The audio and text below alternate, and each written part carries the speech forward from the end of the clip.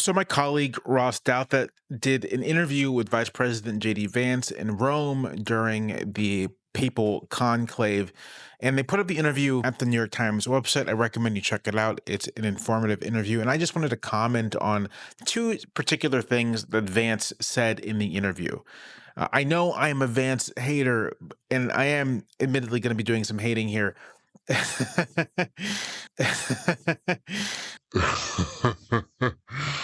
But I still think that the things Vance said are worth commenting on. So here is the first comment from Vance that I want you to pay attention to.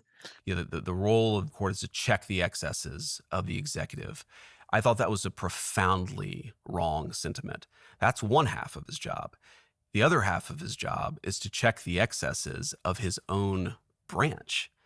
And you cannot have a country where the American people keep on electing immigration enforcement and the courts tell the American people they're not allowed to have what they voted for. And that's where we are right now. We're going to keep working it through the immigration court process, through the Supreme Court as much as possible. So here Vance is rebuking Chief Justice John Roberts. Now, I have no particular love for Justice Roberts. I think his leadership of the Supreme Court has basically been disastrous for future prospects, current and future prospects for American democracy. But here, it's Roberts who has the correct take and not Vance, that if the job of the federal judiciary, not just the Supreme Court, but the job of the entire judiciary is, in the words of Chief Justice John Marshall, to say what the law is, then that necessarily means that the judiciary, whether at the district court level or the circuit court or the Supreme Court, is going to be adjudicating the legality of the actions of the president. That's all the more because the president's job is to execute the laws. And although that does come with an obligation and responsibility to interpret those laws, and I'll say interpret those laws with an aim towards a good faith interpretation of those laws, sometimes, even in good faith, the executive branch gets it wrong. Sometimes, even in good faith, the executive branch attempts to do things that it believes are legal, but that the courts disagree. And although politics is obviously a part of this, and ideology is obviously a part of this, it is to my mind a rejection of the traditional American constitutional order to say that somehow the courts can't tell the president no.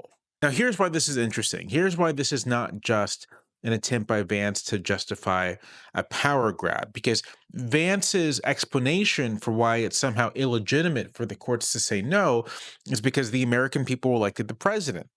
And therefore, shouldn't the American people get what they want from the president? But here's the thing. We don't live in a political system where popular sovereignty means that the president, that the chief executive, is imbued with the literal sovereign energy of the people. That's not the system we live under. We don't live in a system where the executive possesses uncontested authority. We live very specifically in a system where the only sovereign is the people, and they imbue their sovereignty into the Constitution, into their state constitutions as well. And it is the people and their constitutions that are sovereign in the American system, which is why the president and all other federal and constitutional officers pledge an oath to defend the Constitution and not to defend the president. The president is merely an agent of the Constitution. What this means in relation to what Vance says is that, in fact, if the president elected, yes, by the American people, but if the president wants to do something that isn't constitutional, then no amount of popular support imbues the president with the authority to do it anyway, because that's just not how it works. The Constitution is the highest law of the land, and the president is obligated to obey it. And if the president runs on a promise to violate the Constitution, well, too bad. I guess he shouldn't have run on that promise. It's funny. In the years I've been writing about American politics and writing about constitutional politics in particular, I have been a vocal advocate of a more majoritarian political system. I do think that there should be fewer barriers between what the public wants and votes for and what elected officials are able to do. But all of that will still exist under what is essentially a constitutional system, which just means that it exists under a system where The elected officials don't have the final say, right? Where the final say lies with the Constitution, where the actions elected officials take are bound by this larger system, and that there are certain things they can't do, certain things that are outside the scope of the kind of power that is enumerated for them.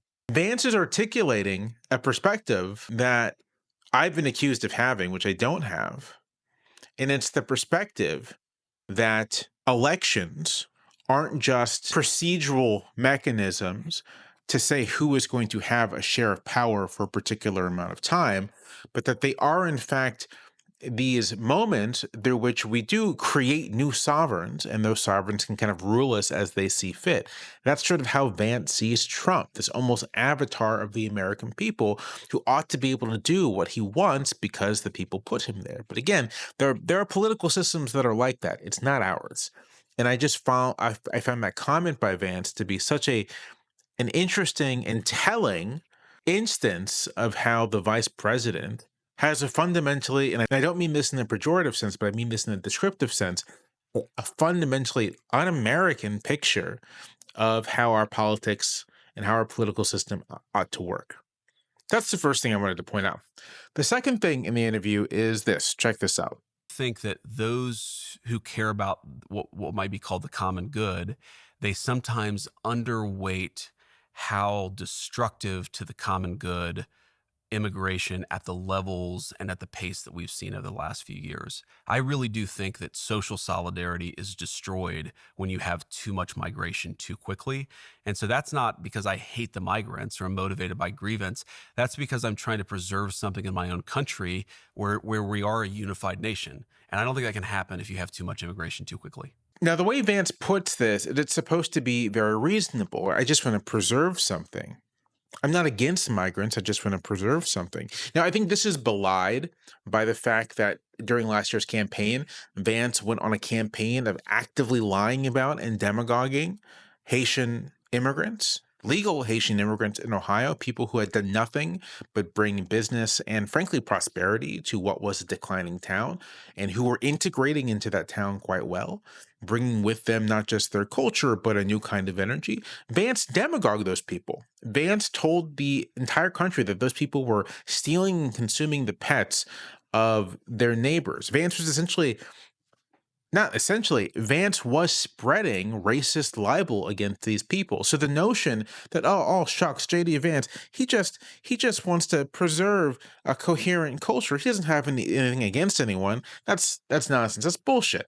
That's bullshit. We saw it. I saw it, I saw it happen.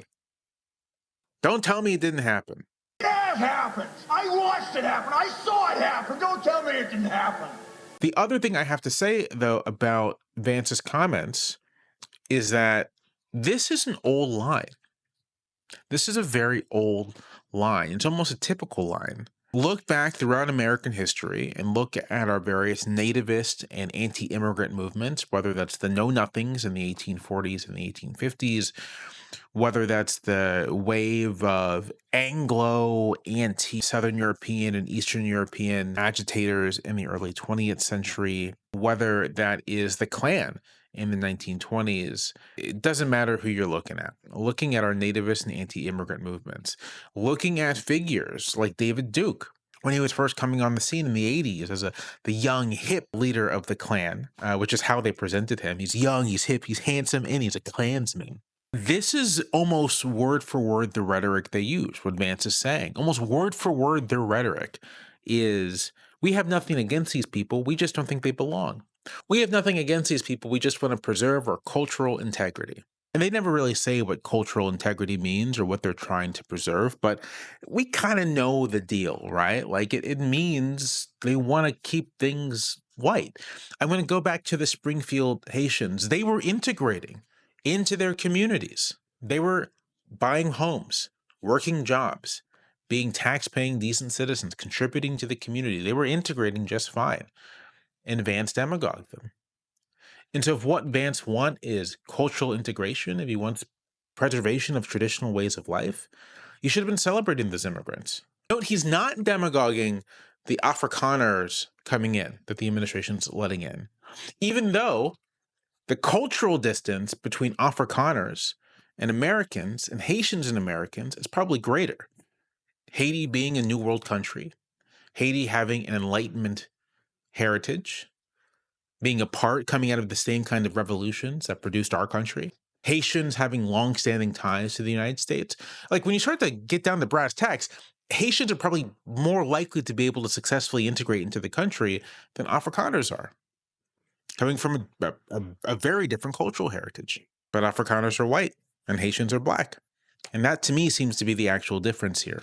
JD Vance just wants to JD Vance just wants to preserve traditional cultures, but what has he done? What has his political tendency done to preserve anything whatsoever? And how does one preserve anything by refusing to let new blood or new energy in? These small industrial towns and cities are dying, and the only thing that could plausibly bring them back are an influx of new people willing to take advantage of new opportunities. But Vance doesn't want that, especially if they don't look or sound the right way.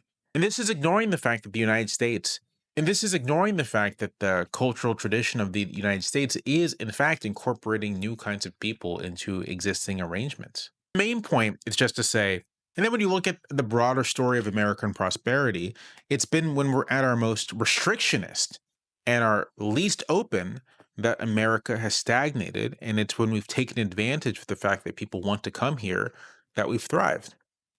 So, there's that. I myself am confident enough about American cultural traditions to think that we can bring people in and they're going to become happy to be Americans. And to my mind, the kind of restrictionist hysteria that Vance represents comes from a deep-seated insecurity about the strength of American cultural traditions. In any case, the main thing I wanted to say is that Vance is recapitulating what is a very old idea, recapitulating the rhetoric and the language of not just restrictionists, but some of the most vile and bigoted movements that our country has ever seen. Whenever I'm thinking about nativism, I think about one of my favorite Lincoln lines. This is Abraham Lincoln. It's from his, I believe, 1855 letter to his good friend Joshua Speed. And I'm going to read you the relevant portion real quick. Just let me grab the book. So here's Lincoln. I am not a know-nothing, that is certain. How could I be? How can anyone who abhors the oppression of Negroes be in favor of degrading classes of white people? Our progress in degeneracy appears to me to be pretty rapid. As a nation, we began by declaring that all men are created equal. We now practically read it, all men are created equal, except Negroes. When the know-nothings get control, it will read, all men are created equal, except Negroes and foreigners and Catholics. When it comes to this, I should prefer emigrating to some country where they make no pretense of loving liberty. To Russia, for instance, where despotism can be taken pure and without the base alloy of hypocrisy. There are countries for men like Mr. Vance. Maybe he should try them instead of twisting our ideals to fit his vision.